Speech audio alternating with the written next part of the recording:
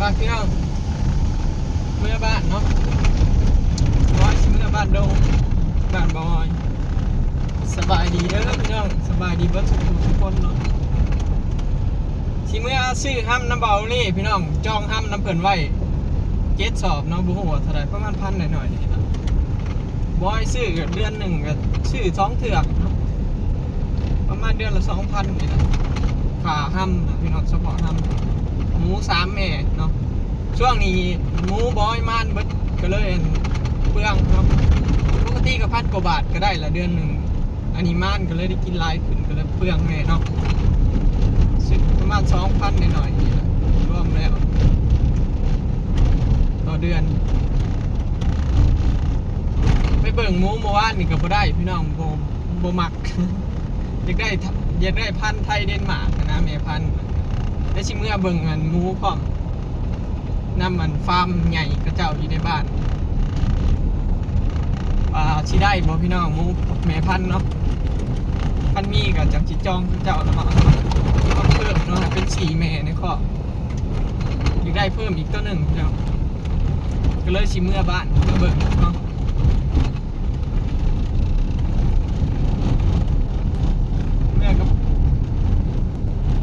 พ่อเป็นคล้ายหมูนะพี่น้องก็เลยชิมเมื่อเบิ่งเนาะว่าได้กำไรเท่าไรขายได้เท่าไรราคาเท่าไรเนาะเดี๋ยวเมื่อทำมีพอเนาะเป็นฮักกระคายไปวงบ่หึงเลยแหละหมูเพิ่นน่ะเกิดตำลังบอยมือหนึ่งพี่น้องแต่ว่าเราขายก่อนแล้วบอหมูบอยยังไม่ได้ขายชื่อหัวอาหารเพิ่มก็เลยยังไม่ได้ขายกับถาขายพร้อมมันซุ่มน้อยนะก็เลยเดี๋ยวซ่าเนี่ยพี่น้องหมูบอยเนี่ยพอขายเลยแหละแต่ว่ายังไม่ทันได้ขายเนาะ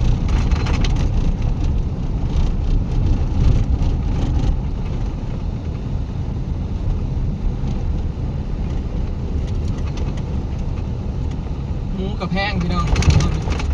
โลหา17,000โลละ17,000ประมาณ90 บาทนี่นะพี่น้อง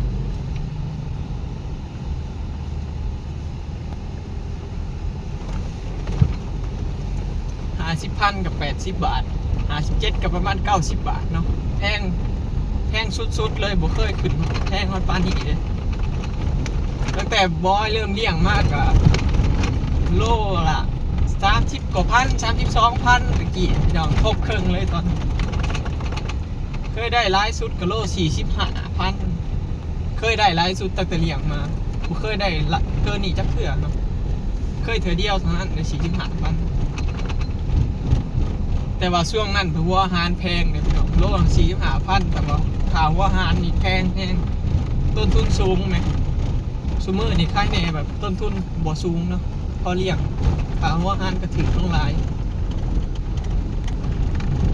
คนเลี้ยงหมูก็พอได้พอยังอยู่พี่น้องพอต้นทุนมันถือเนาะอยู่ฝั่งไทยกับหมูคุณมันถือกว่าโลละ80 บาท NFC เพิ่นบอกเนาะอยู่บ้านเฮาโล90 บาทพี่น้องแต่ว่าต้นทุนฝั่งไทยก็เจ้าถือกว่าเด้หัวอาหารก็เจ้าสิถือกว่าก็ไล่เฉลี่ยแล้วก็สิบ่รุดลื่นกันดอกพี่น้อง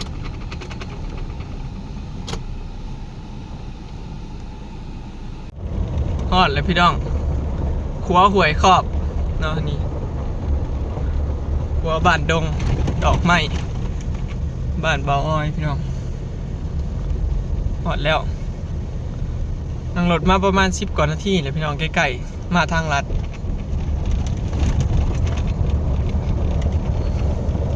โอ้โหว่าอีพ่ออยู่บ่เนาะบ่ได้บอกทุกดอกมาเลยพอดกับใบเตยน่ะชิอยู่ตลอดอีพ่อสุดท้ายลงคลองมาลงคลองหาปลาตลอดหอดแล้วบ้านบ่ใหญ่เลยพี่น้องหลายร้อยหลังคาเด้อย่างบ่ทั่วพุ่นละบ้านบ่ใหญ่แฮงอันนี้ก็ตลาดพี่น้องมีทุกๆวันคานมีห้านกับเขาพร้อมได้ซุมื้อนี้ห้านขายกับเขาหลายเนาะอึด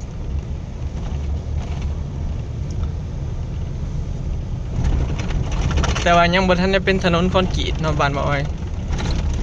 เจ้ากำลังเริ่มสิเฮ็ดเมืองเขาเจ้าหาก็เฮ็ดมาฮอดแต่บ้านเห็นหิน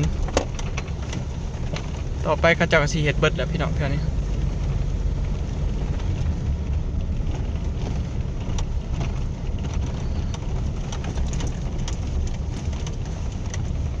เนี่ยลงไปก็เห็นพี่น้องบ้าน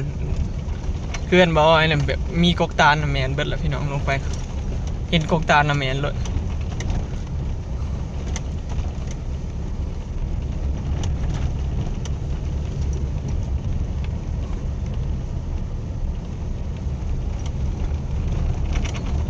หมดแล้ว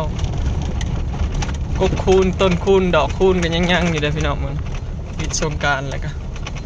แวะอีพอกันมาหอดเฮือนแล้วพี่น้องอีพอไปอยู่ไปงานแต่งแล้ว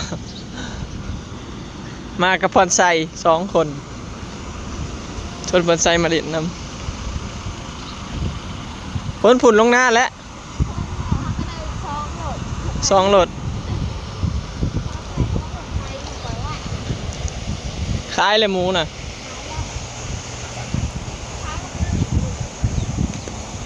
เบิดแล้วเหลือแต่ขอบเปล่าหมดเรือพี่น้องมืออื่นเขาก็สิมาเอาอีกหมูหน่อย หมูน้อยบ่เดี๋ยวสิไปเบิ่งหมูน้อยพี่น้อง เดี๋ยวเขาจะมาเอามือ เอ้ยมาพี่เอ้ยมาพี่ตุ๊บม่านเลยนี่ อ้าว3 เดือนเลย โอ้ท้องขึ้นยังหน่อยเนาะมันได้ลูกบ่หลายดอกตุ๊บมาพี่มาขายกูซะ มาพี่ตุ๊บเนี่ยมันโหขายซะมื่น เด้เขาจะมาเห็นแม่พันตัวนั้นเขาจะบอกใครซะ โอ้ยอยากได้เนาะเอาตาเนาะโอ้ยเห็นยามใดก็อยากได้เนาะขายกูซะเต้ย เขาบอกเอาลูกมาแหละเพื่อจะได้แม่หนึ่งเผื่อมันจริงใหญ่แต่เห็นเขาจะว่าเป็นตาได้ร้ายยุมันออกขางเขาจะว่า ฮักเชได้ลูกเธอแรกได้บ่หลายดอกอย่างหลายชุดกับ8-9 โตอย่างว่าฮักบ่ได้หลายดอกประมาณ7-8 โตเบิ่งทรงประมาณ7 โต ที่ว่าโปเกินนั่นแหน่แหละ ชมเทียมบ่นั่นแหละชมเทียมประมาณ7 โตคิดว่าหมูอีพ่อมีแต่ชมเทียมพี่น้องบ่ได้ชมแท้ เราขี้ขาดเอามือไป มันได้เอาไป มันเจ็บขาเราอะ บ่เจ็บดอก เป็นนี่แค่หมูมีพย่อซอย ยากย่อไป มัน เนาะ ยากอันนั้นนี่ก็เลยบ่เห็นค่ะเขาเพิ่งเทียมนะมันง่ายกว่ากัน อีตุบขายเบิดแล้วพี่น้อง ชื่อ ได้จักล้าน 8 37 ได้37 ล้าน ประมาณ 37 ล้าน 150 กันได้กำไรเท่าไหร่เงินบาท37 ล้านเป็นเงินบาทนี่ประมาณ58,000พี่น้องเนาะ58,000 บาท37 ล้าน ลงทุน17 ล้านได้กำไร20 ล้านพี่น้อง20 ล้านนี่เท่าไหร่วะเงินบาทเบิ่งสิไลให้เบิ่งพี่น้องเท่าไหร่ ผ่าน17นะเขาบอกมาเอาบูมันหน่อยมันเพิ่งก็เลยคล้ายขาย56พี่น้อง57นะหมูมันหน่อยหมูมันหน่อยแหละเขาให้แต่56คันหมูหลายเนี่ยเขาเมาเขาให้57ได้กำไร20 ล้านเงินบาทกับประมาณ30,000 เอสพี่น้องเนาะได้กำไร30,000 เอสหมูจักโตหมู7 โตเลยนี่พี่น้องหมู7 โตยังได้กำไร30,000 เอสบ่ได้ธรรมดาเนาะราคาหมูแพงแฮงเด้บ่เคยได้ฮอดนี่จักเทื่อเด้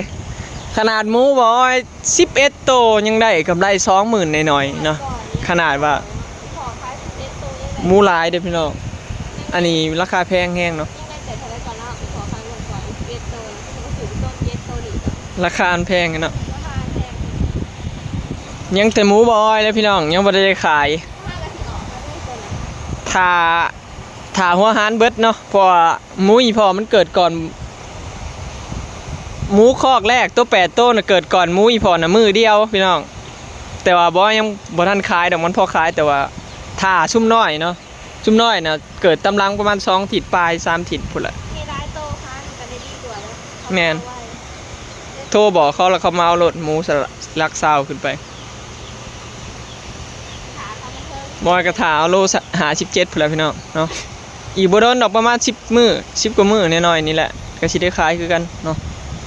ถ้ารอรุ่นหมูบอยพี่น้องราคาหมูยังสั่งเก่าบ่ถูก57ตอนนี้ได้กำไร20ล้านบ่ธรรมดาเนาะ30,000กว่าบาทหมู7โตนึงถือว่าเฮงสุดๆเนาะไปเบิ่งหมูน้อยพรสีเข่าพี่น้องเข่า4-5 สอบนี่แหละใบเตยชวนฝุ่นค้นฝุ่นลงหน้าเลยเด้เพื่อนหากับคนได้2 รถอีพอเราไปงานแต่งแล้วพี่น้อง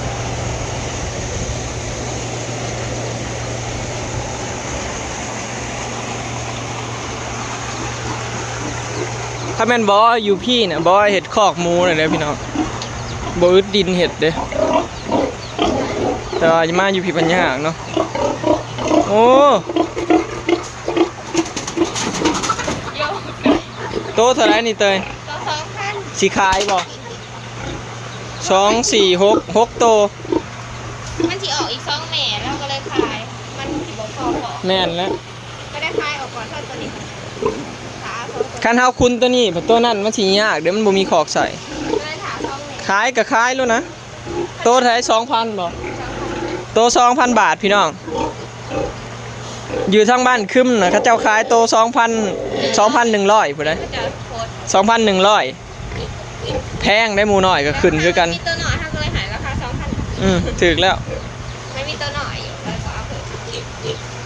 สิได้แต่มันออกน้อยเนาะได้6 โตนึง6 โตก็ได้ 12,000 เนาะได้ 12,000 ผู้พี่น้อง หมูแพงเนาะทั้งหมูน้อยหมูใหญ่หมูน้อยกับแพงหมูคุ้นกับแพงเนาะสำสีขายคันไฟมีหลายสำสีได้เงินไอมอนนะละ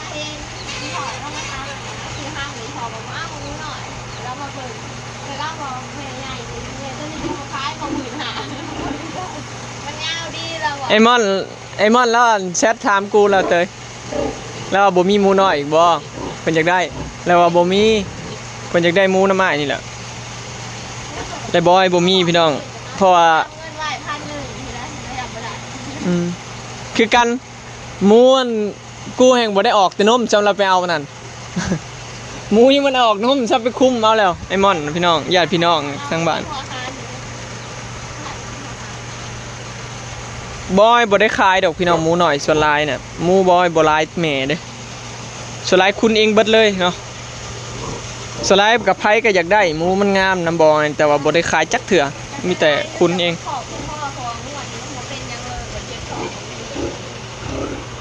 ก่อนจะเป็นยังมีแต่เจ็บของบ่ขายรถนี่นะมันคุ้นกับพอดีกระเทินคุ้นกับพอดีขายยากมันหน่อยเนาะพี่น้องตัวได้สิออก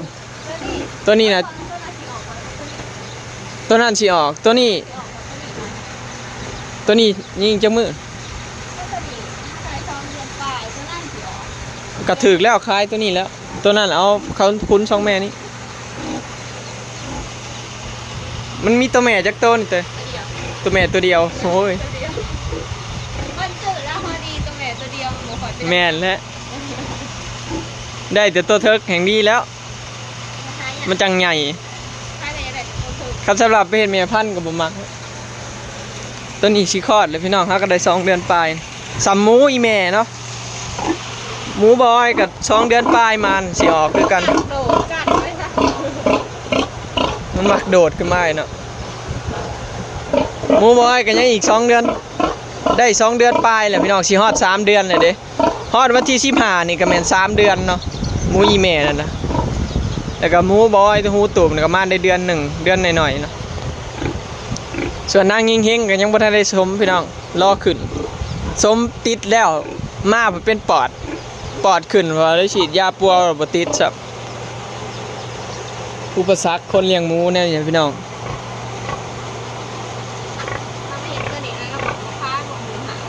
นี่มันได้ลูกจะเถื่อ ได้จักโต ใส่พริกไม่ได้ธรรมชาติจ้ะไม่เห็นอร่อยไก่ตัวยาว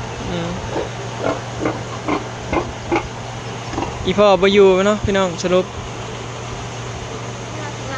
งัวกับปล่อยช่วงงัวจักโตเตยงัว7 โตที่ทางก็ดีได้พี่น้องอยู่เพื่อนบ้านบอยเนาะถ้าแม่นว่าอยู่พี่เนี่ยบอยเฮ็ดเป็นคอกใหญ่เบิดแล้วเนาะแต่ว่าบ่ได้อยู่พี่ซื่อๆอยู่พี่บอยพอมีเดินแคมทางเนี่ยมันสบายมันไก่ไฟ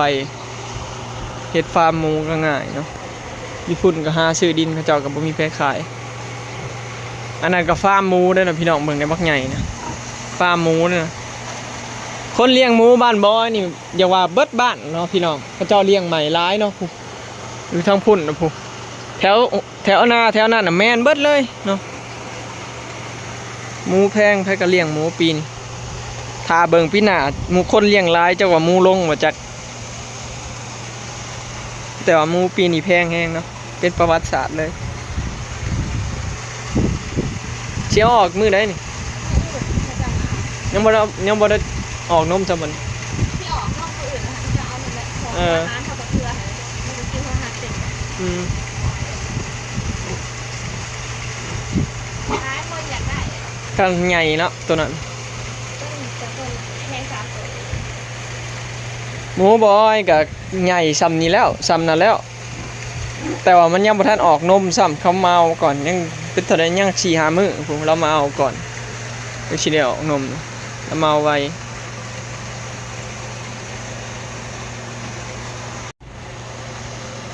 ถ้ากลับมาสิมาแวะอีพอเนาะพี่น้องเดี๋ยวบ่สิออกอันเพื่อนบ่เล่เนาะสิไปเล่นน้ำปูน้ำยากับนาบาวเนาะสิไปแวะเล่นน้ำนาบาวแล้วก็ปูแล้วก็เสียงสิมาแวะอีพอแล้วจักสิเมื่อเนาะเพื่อเพิ่นมาแต่งงานดองจักสิมายามใดจักว่าบ่มาซะว่าจักคำบ่คำโอเคเนาะพี่น้องคลิปนี้ก็สิได้จบไปส่ำนี้เด้อเนาะฝากเป็นกำลังใจบ่ขามโฆษณาให้บอยเด้อพี่น้องเนาะสรุปแล้วไปเตยขายหมูเนาะได้กำไร20 ล้านหรือว่าเงินบาทก็30 เนาะ30,000หมู7 โตเนาะถือว่าเฮงสุดๆเลยราคานี้เนาะหมูหน่อยเพิ่นก็สิขายเขาจองไว้เรียบร้อยแล้วโต 2,000 เนาะซ้ำสิเอาบัดนี้เงินเนาะไปแล้วสบายดี